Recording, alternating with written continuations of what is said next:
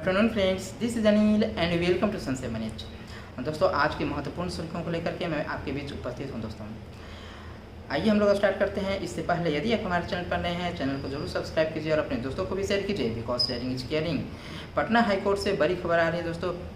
प्रधान शिक्षक की जो बहाली आई है उसको लेकर के परीक्षा का रिजल्ट कोर्ट के अंतिम फैसले के बाद लागू होगा और टीटी एसटीटी पास नियोजित शिक्षक भी दे सकेंगे प्रधान शिक्षक नियुक्ति परीक्षा।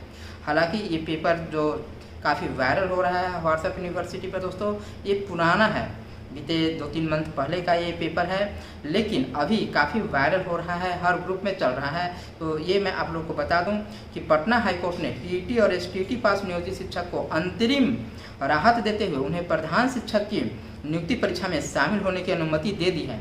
चीफ जस्टिस संजय करोल और जस्टिस एस कुमार की पीठ ने टीटी एसटीटी उत्तीर्ण नियोजित शिक्षक की संघ की याचिका पर शुक्रवार को सुनवाई करते हुए यह निर्देश दिया। याचिकाकर्ता ने प्रधान शिक्षक नियुक्ति नियमावली को भ्रामक बताकर हाईकोर्ट में चुनौती दी है और इसमें सुधार की मांग की है। दोस्तों, याचिकाकर्ता का कहना है कि जब शिक्षक बनने के लिए टीईटी अनिवार्य है तो अन्य राज्यों की तरह प्रधान शिक्षक बनने के लिए भी टीईटी योग्यता को ही लागू करना चाहिए। हाईकोर्ट ने टीईटी एसटीटी पास नियोजित शिक्षकों को प्रधान शिक्षक की परीक्षा देने की इस शर्त के साथ अनुमति दे दी है कि इसका रिजल्ट कोर्ट के अंतिम फैसले के बाद लागू होगा। कोर्ट ने कहा कि याचिकाकर्ता कोर्ट के फैसले के पहले किसी भी अधिकार का दावा नहीं करेंगे।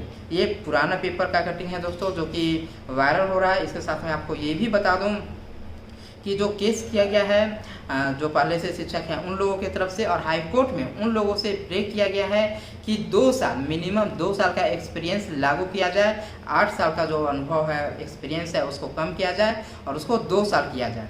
उन लोगों का प्रे में ये साफ लिखा गया है दोस्तों। अब इसका फाइनल डिसीजंस क्या आता है ये इस पे डिपेंड करता है। नेक्स्ट खबरें हैं दोस्तों।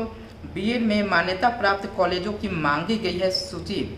बीएड नामांकन के लिए 17 अप्रैल तक कर सकते हैं आवेदन। इग्नू में बीएड में नामांकन के लिए 17 अप्रैल तक कर सकते हैं आवेदन।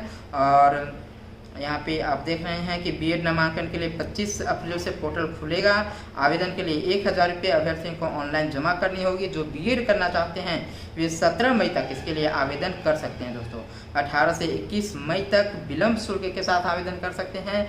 9 जून को एडमिट कार्ड जारी किया जाएगा। 23 जून को एंट्रेंस टेस्ट का आयोजन किया जाएगा और राज्य भर में करीब 330 कॉलेजों में 35,000 के आसपास सीटें हैं। कॉलेजों के अद्यतन रिपोर्ट आने के बाद ही निश्चित संख्या में सीटों की घोषणा की जाएगी। 120 अंकों के प्रश्न पूछे जाएंगे। 2 घंटे की परीक्षा होगी। हर प्रश्न 1 अंक का होगा। परीक्षा में किसी भी तरह की कोई नेगेटिव मार्किंग नहीं होगी दोस्तों। सामान्य वर्ग के लिए क्वालिफिकेशन मार्क्स 35% और आरक्षित वर्ग की क्वालिफाइंग मार्क्स 30% होगा। इसके बाद आरक्षण और मेरिट के आधार पर छात्रों के द्वारा दिए गए चॉइस के आधार पर मेरिट लिस्ट तैयार की जाएगी।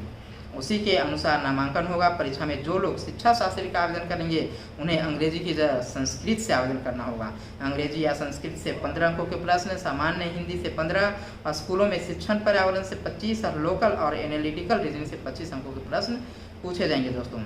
ये आपका राज्य स्तरीय बीएड एंट्रेंस टेस्ट सीटी बीएड 2022 की तैयारी शुरू हो गई है और इसको देखते हुए नोडल संस्थान ललित नारायण मिश्रा यूनिवर्सिटी को टेस्ट कराने की जिम्मेदारी एक बार फिर से राजभवन के द्वारा दे दी गई है दोस्तों। राज्य के सभी विश्वविद्यालय में वैसे कॉलेजों की सूची मांगी गई है जिन्हें एनसीटी की मान्यता प्राप्त है, क्योंकि अपडेट सूची के आधार पर ही नामांकन होगा और जिन कॉलेजों की मान्यता विगत समय में समाप्त हो गई है उन्हें सीटें अलॉट नहीं की जाएंगी। वैसे कॉलेजों को चॉइस फिलिंग की लिस्ट से हटा दिया जाएगा और रिपोर्ट आते ही उसे वेबसाइट पर अपलोड कर दिया जाएगा दोस्तों। तो जो लोग बीएड करना चाहते हैं, बीएड करने के इच्छुक हैं, वो इस फॉर्म को फिल कर सकते हैं, एंट्रेंस एग्जाम दे सकते हैं। एंट्रेंस में पास होइएगा तो आपका बीएड कॉलेज में नामांकन होगा दोस्तों। नेक्स्ट खबरें जो है दोस्तों वो है ओल्ड पेंशन से संबंधित। ओल्ड पेंशन पर सोच रही है सरकार।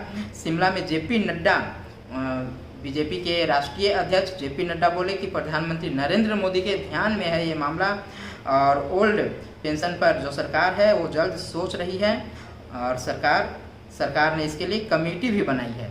ओल्ड पेंशन के बारे में नरेंद्र मोदी सरकार कमेटी भी बनाई है। जेपी नड्डा बीजेपी के राष्ट्रीय अध्यक्ष है, उनका कहना है दोस्तों।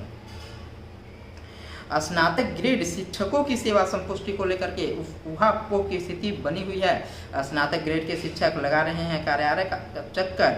बिहार लोक सेवा आयोग के द्वारा जारी विज्ञप्ति के आलोक में प्रधान शिक्षक की बहाली के लिए आवेदन करने की प्रक्रिया शुरू हो चुकी है दोस्तों। प्रक्रिया के तहत स्नातक ग्रेड के शिक्षकों को महज सेवा संपुष्टि करवानी है, लेकिन सबसे बड़ी समस्या यह उत्पन्न हो रही है कि उनके सेवा की संपुष्टि कौन करेंगे और कब करेंगे।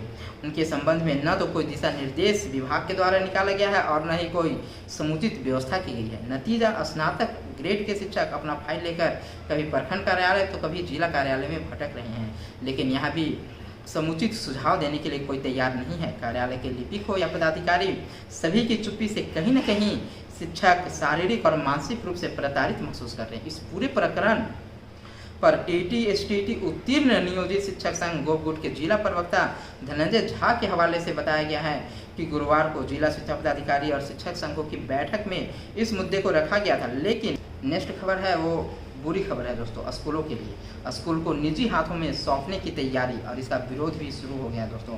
लखनऊ से खबरें आ रही हैं कि प्रदेश की विभिन्न बिजली परियोजनाओं के साथ संचालित विद्यालयों को निजी संस्थानों को सौंपे जाने की तैयारी शुरू कर दी गई है। राज्य विद्युत उत्पादन निगम के उप प्रबंधक अनिल कुमार मिश्र द्वारा इस संबंध में ओबरा, अनपरा, हरदुआगंज, पारीछा और पनकी तापीय परियोजनाओं के मुख्य अभियंताओं को पत्र भेजा गया दोस्तों। साथ उन्होंने 7 अप्रैल तक इस मामले में पूरी रिपोर्ट देने को कहा है और इसी के साथ इस प्रस्ताव का विरोध भी शुरू हो गया है। विद्युत कर्मचारी संयुक्त संघर्ष समिति ने सरकार ऐतराज जताते हुए इस प्रस्ताव को तत्काल निरस्त करने की मांग की गई है। बिजली परियोजनाओं के साथ संचालित विद्यालयों के लिए आएगा प्रस्ताव और ओबरा, अनपरा और पनकी के अभियंताओं को पत्र भेजा गया है कि विद्यालय को निजी करने के लिए, और इसका काफ़ी विरोध भी हो रहा है। घर से ओल्ड पेंशन लेने आए कर्मचारियों को पुलिस ने वाहनों में भरकर जंगल में छोड़ा है दोस्तों। ये खबरें आपकी भोपाल से है। जगह जगह गिरफ्तारी हुई और अंबेडकर पार्क से कर्मचारियों को भगाया। चोरी छिपे शिक्षक विधायक शर्मा के निवास पर पहुंचे। यहाँ पे देखिए ओल्ड पेंशन की मांग को लेकर के राजधानी में आए शिक्षकों और कर्मचारियों को भोपाल की सीमाओं पर रोक लिया गया। अंबेडकर मैदान पर कुछ शिक्षक पहुंचे भी तो उन्हें गाड़ियों में भरकर पुलिस ने जंगलों में छोड़ा है दोस्तों। इससे नाराज शिक्षकों का कहना है कि सरकार कितना भी दमन कर ले लेकिन अपना हक लेकर के रहेंगे।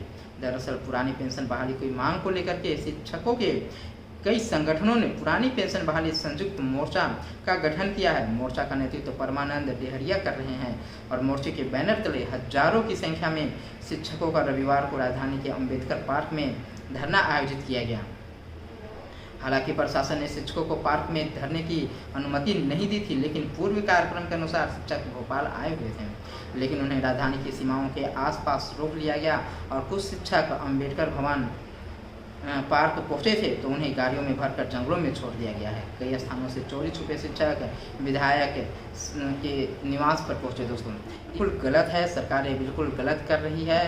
लोग अपने अधिकार को मांग रहे हैं और उसके बाद सरकार उन्हें जंगलों में छोड़ आ रही है, गाड़ी में भर करके और जंगलों में छोड़ आ रही है। ये बिल्कुल ही गलत हो रहा है दोस्तों। क्या है नई पेंशन नीति और नई और पुरानी पेंशन स्कीम का अंतर। पुरानी नेक्स्ट जो खबरें हैं वो है स्नातक ग्रेड शिक्षकों को एचएम पद पर दे प्रोन्नति। पुरसा कांठा प्रखंड के उत्क्रमित मध्य विद्यालय सोनपुर में स्नातक ग्रेड प्रशिक्षित शिक्षक संघ की बैठक हुई और बैठक की अध्यक्षता प्रवीण कुमार त्रिपाठी ने की। मुख्य अतिथि प्रदेश संयोजक पिंटू कुमार सिंह ने कहा कि सरकार जानबूझ करके स्नातक ग्रेड शिक्षकों की प्रोन्नति से वंचित कर रही है, जबकि शिक्षक नियमावली 2020 के आलोक में 5 वर्ष की सेवा के बाद स्नातक ग्रेड शिक्षकों को प्रधानाध्यापक ग्रेड में प्रोन्नति देने का प्रावधान है, लेकिन 8 वर्ष की सेवा देने के बाद भी प्रोन्नति नहीं दी गई है। सरकार साजिश के तहत बेसिक ग्रेड में प्रधान शिक्षक के रूप में भेजना चाहती है। यह शिक्षकों का अपमान है। हालांकि इस मामले में संघ ने शिक्षा मंत्री, अपर मुख्य सचिव एवं प्राथमिक शिक्षा निदेशक को ज्ञापन के माध्यम से अवगत भी करा दिया है।